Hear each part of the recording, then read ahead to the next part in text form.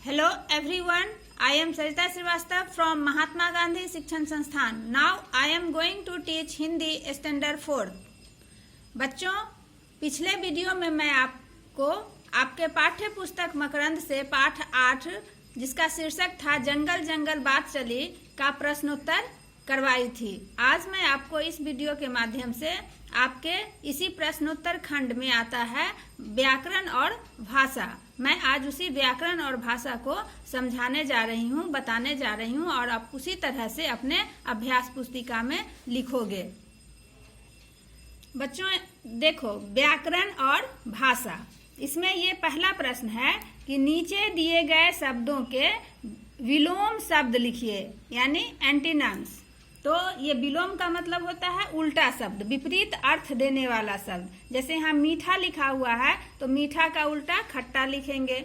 मित्र, शत्रु, सच्चे, झूठे, प्रेम, घृणा, सुख, दुख, बुरा, अच्छा, जीवन, मृत्यु, या कहीं पर जीवन मरण भी होता है बच्चों, हानि, लाभ. अब दूसरा प्रश्न है बच्चों कि पाठ पढ़िए और नीचे दिए गए रंगीन शब्दों की जगह संज्ञा शब्द लिखकर वाक्यों को दोबारा लिखना है आपको. जैसे यहाँ पर दिया हुआ है क में, अब इसमें सर्वनाम शब्द दिया हुआ, रंगीन शब्द जो है इसमें, रंगीन जो कलरफुल अक्षर जो है इसमें, वह सर्वनाम शब्द का है. इस सर्वनाम को आपको संज्ञा में परिवर्तित करना है. जैसे यहाँ पर लिखा है क में बच्चों कि उसका, कल कल बहता जल मन को सुहाता है. तो उसका शब्द यहाँ पर नदी के लिए आया है बच्चों. तो यहाँ पर लिखोगे कि नदी का कल कल बहता जल मन को सुहाता था. अब ख में है बच्चों कि एक दिन उनके जीवन में भूचाल आ गया. यहाँ उनके जो रंगीन शब्द है, उनके यानी कि पेड़ के, आपके पाठ्य पुस्तक में ये कहानी जो आप पढ़े हो उसमें उनके शब्द पेड़ के लिए आया है. तो पेड़ संज्ञा शब्द है, तो एक दिन पेड़ के जीवन में भूचाल आ गया, ऐसा आप लिखोगे. ग, इस हानि से उसका वहाँ पर मनुष्य के लिए आया है, उसका शब्द आया है मनुष्य के लिए. तो इस हानि से उसका भी सर्वनाश हो सकता है. तो आप इस तरह से बनाओगे कि इस हानि से मनुष्य का सर्वनाश हो सकता है. अब घ में है कि वे धीरे धीरे वे कमजोर होते जा रहे थे. तो धीरे धीरे कौन कमजोर हो रहा था? पेड़ कमजोर होते जा रहे थे. तो धीरे धीरे पेड़ कमजोर होते जा रहे थे.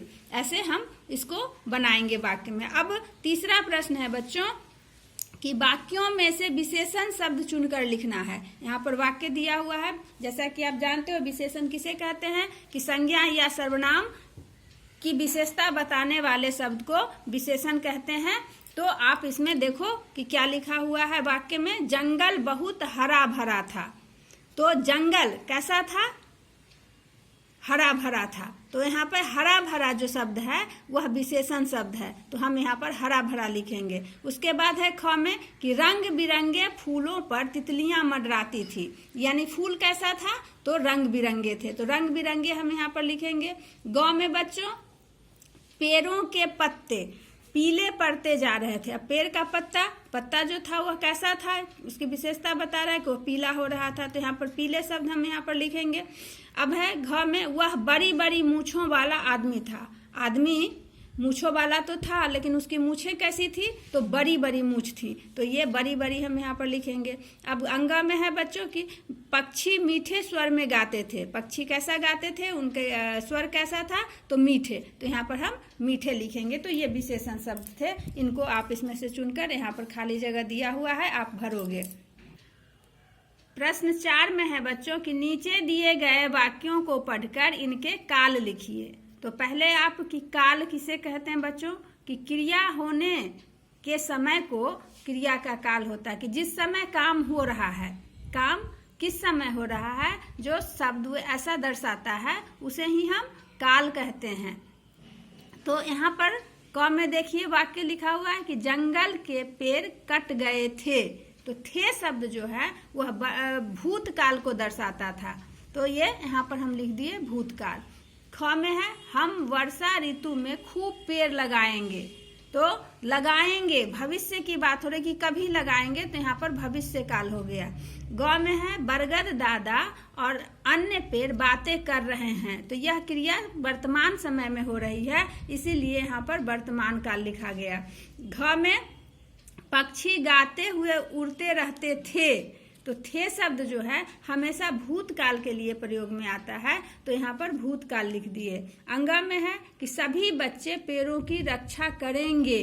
तो ये करेंगे शब्द जो गागेगी आता है वह भविष्यत काल के लिए आता है, तो यहाँ पर भविष्यत काल लिख दिए। अब च में है बच्चों कि आन्या बगीचे में गुलाब का पौधा लगा रही है। अब ये वर्तमान में हो रही है क्रिया, इसीलिए यह वर्तमान काल का हो गया। अब छ में है कि जुलाई में हमने विद्यालय में वृक्षारोपण सप्ताह मनाया था। तो ये बीत चुका है, यह क्रिया हो चुकी है पहले ही, बहुत समय पहले, तो ये खत्म हो गई है, तो इसलिए यह क्रिया यह जो है वाक्य भूतकाल का है, इसलिए हमने यहाँ पर भूतकाल लिख दिया है। इस तरह से आप अपने अभ्यास पुस्तिका में सारे प्रश्नों को बनाओगे। धन्यवाद।